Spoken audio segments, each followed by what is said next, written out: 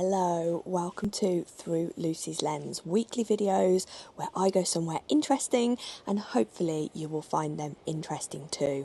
This week is a very, very special episode. I'm so excited. We have been invited into a private home for the first time. You love my Who Lives in a House Like This episodes, and this one is no different. In fact, it is very different. It is wonderful. And we're going to visit a house that was built in 1925, top secret location. Thank you to the subscriber who came forward to look at their home, because you're not going to believe it. They're inviting us into their private space, and within this private space is a home that over 35 years has been brought back to how it would have been during the period from 1920 to around 50. They're a very special person that's done this for us, and the house itself and the inspiration came because they saw a family member as a child, the contents of that beautiful house being put essentially out of a window onto a bonfire, and they never want that to happen again. So they've brought this house back to how it would have been. So I've asked the owner lots of questions. Did they have any specific time periods in mind during this renovation? And they aren't really transfixed on a certain decade. They love the style of the 1920s, the 1930s, the 1940s, and even into the 1950s. So to all eras throughout this home. I've never seen anything like it, and you're going to love it. You will notice some of my camera work is a little bit shaky, and that is simply because I was shaking. I couldn't believe what I was seeing. As we tour the house, just remember this is a real person's home. I don't need to remind you because you're all a lovely bunch.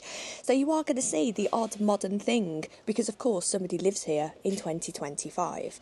So be mindful in the comments that this is somebody's passion, this is somebody's real life, and should be celebrated as such because it's really, really incredible. So thank you to the owner who wishes to remain anonymous, and that is within their rights, and I don't blame them, for allowing us to go into their home, and to the power of YouTube for connecting us on this occasion. I feel with this person that I've actually made a lifelong friend, so thank you for that. So let's go and have a look around this beautiful home. As always, there will be quiet moments to allow you to look around and enjoy, so let's go. It's wonderful. See you on the other side. So welcome to this beautiful home. Built in 1925, this style of home is now part of one of the most significant developments in British housing history. The rapid rise of semi-detached homes during the interwar years. Between the end of the First World War and the beginning of the Second World War, millions of new houses were built across England, and a large proportion were suburban semis like this. It gave local authorities powers and subsidies to build good quality homes for working families.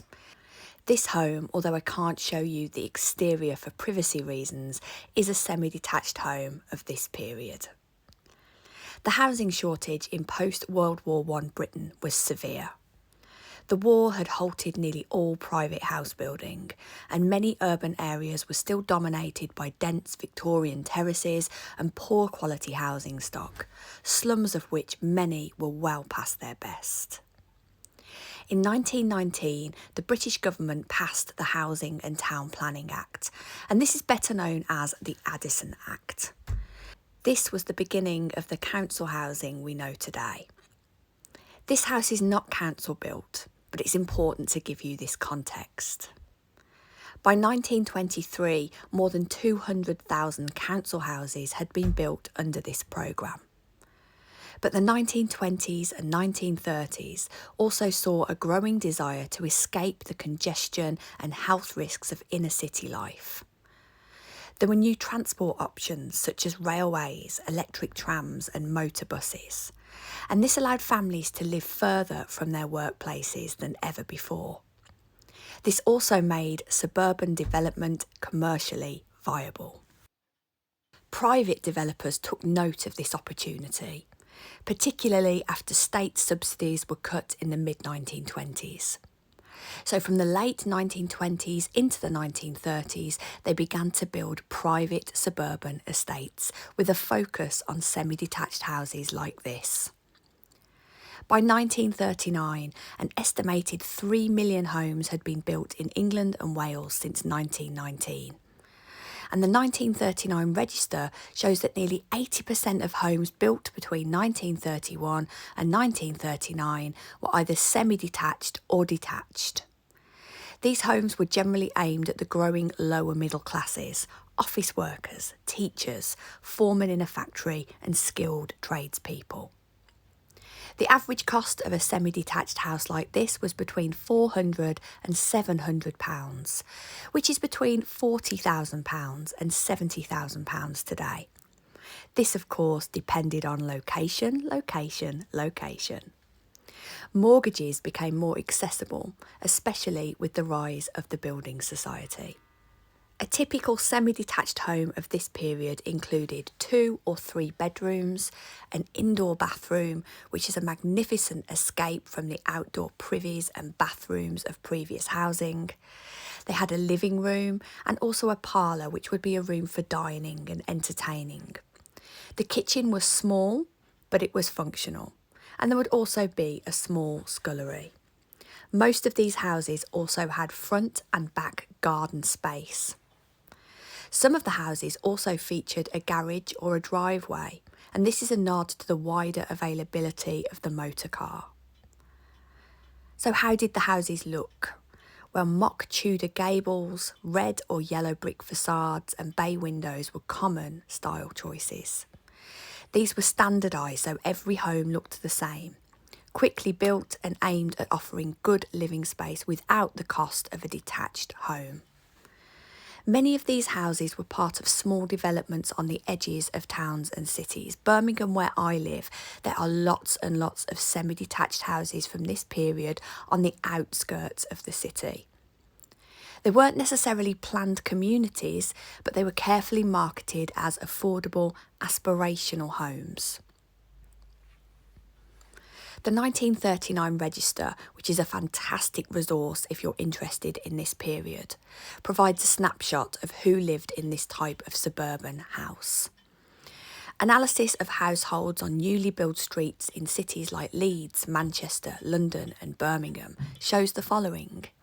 Usually the head of the household would have a job like a clerk, typist, railway worker, school teacher or junior civil servants. Many of the homes had one male wage earner and a full-time wife who acted as a housewife. Lodgers were common in the homes, with often younger relatives or boarders to help with mortgage costs. Children under 14 made up 20% of the population in these houses, and that reflected the popularity of these homes amongst young families. The average weekly wage for many of the occupants was between £2 and £4. Mortgage payments were actually quite low, and they could be as low as 15 to 20 shillings per week, depending on the loan taken out on the house. Life in a house like this was functional, but also considered modern. Most of these homes had mains water, so water coming in from the tap inside your home. They may also have a water boiler or ray burn to provide hot water within the house. They also often had mains gas, and by the late 1930s, increasingly electricity too. When these houses were first built, coal fires were the standard, but they were later replaced by electric or gas fires, and many families grew vegetables in their gardens too. This space becoming even more important during the Second World War, with dig for victory and allotments springing up in most suburban back gardens. By the outbreak of World War II, a suburban semi-detached house had become a defining feature of the British urban landscape. It represented a time of upward mobility, a new privacy and a clean break from the overcrowded urban cities of the past. If you're in the United Kingdom today, or if you visit, you will still see that a large proportion of our housing stock is still homes like this, built to last, and many people still happily living in them today. You may well be watching from one right now. And this beautiful house is an example of what your home may have looked like. So let's talk about this house and some of the renovations. It's a testament to the owner and their dedication for taking this house back to how it looked. Can you believe that when they moved in, it had been completely gutted? When they moved here, only 3 original features remained: the pot sink in the kitchen and the 2-bedroom cast iron fireplaces. Everything else has been replaced and put back where it once belonged. The owner states that they're lucky because when they moved here, there were people in the local area who remembered the house. So they were able to help them with the layout of the rooms and how they remember it looking. Everything you see around the house is authentic and of the period. It's a vast collection from kitchen appliances, carpets, curtains, bedding, furniture and ornaments. Some has been inherited from family members and some has been given as a gift, knowing that the owner of this house will look after the pieces, saving them from the skip or a bonfire. Some of the pieces have been purchased from auction houses, and the owners also used internet auctions and antique shops. The owner of the house buys with their heart first, so they buy what they like, and I love that. The beautiful sofas in the downstairs rooms are original, but they've been reupholstered by a historical restoration specialist. The wallpapers are all original, the owner finding rolls on auctions and even working with a film set creator to find original pieces. They've also worked closely with the Museum of the Home in London to make sure that the paint colours in the house are authentic. Vintage wallpaper, by the way, is an absolute horror to apply. I asked the owner what their biggest tip was for anybody considering a similar renovation, and their tip was simply 1 room at a time. Creating and sourcing takes time, and every room is a work in progress. But by tackling 1 room at a time, it makes the process more fluid and allows the rooms to come together as one entity as you go along. 1 room at a time also allows you to keep a handle on your budget. You can find lucky items at low prices, but often pieces need to be saved for before moving on to the next one. Also, they said don't feel shy to reach out to museums or specialists. On their journey, many academics and curators have been thrilled to hear about the project and have helped by providing archive information and historical renovation tips. It's also useful to know and build a good relationship with a builder, somebody who's sympathetic to period renovations and shares your vision. The owner of this house was lucky to find a builder who was trained by the company who originally built the house back in 1925.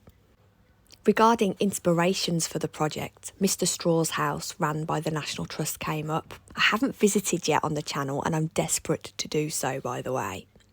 And also museums such as Beamish, the Black Country Living Museum and other museums that I've visited so far on the channel came up as sources of inspiration. The biggest inspiration, however, was the house from their childhood. I felt this so strongly, as I too feel a pull to certain houses of my childhood, and I'd do anything to go back into those rooms. I asked if there was a favourite room. I always ask you the same, don't I? And there was a long pause. I mean, how could you even choose? But if pushed, they think it would be the back room downstairs. The one where earlier in the film there's the Paul's papers on the table. It's a beautiful, bright room, and this whole house is full of love of history, design, and of the period it reflects. I asked the owner if they had any regrets about their renovation, anything they wish they'd done differently, and they wished they'd had the budget for cast iron authentic radiators in the home. These are, however, as you'd imagine, very, very expensive to buy and to run, so sometimes you have to accept practicality over aesthetic. They have, however, got period gas and electric heaters throughout the house. Their only other niggle was the UPVC windows, but I think with the window dressings you can barely notice. Original wooden single glazed windows were often taken out of houses like this during the 1980s, and again they're very costly to restore and put back. So I've talked a lot now. So enjoy the tour of the rest of the house. Keep having your mind blown, and I will see you at the end.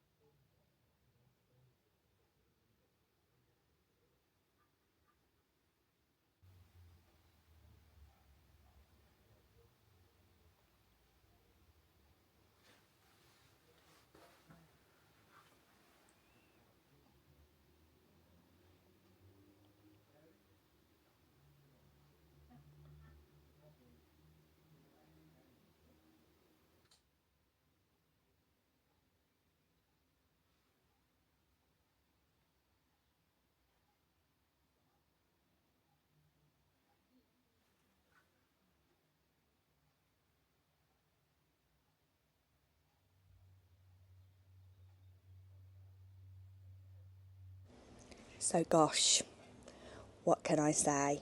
I shook like a leaf going around that house. I couldn't believe what I was seeing. I was so taken aback that at one point I stood speechless in the kitchen.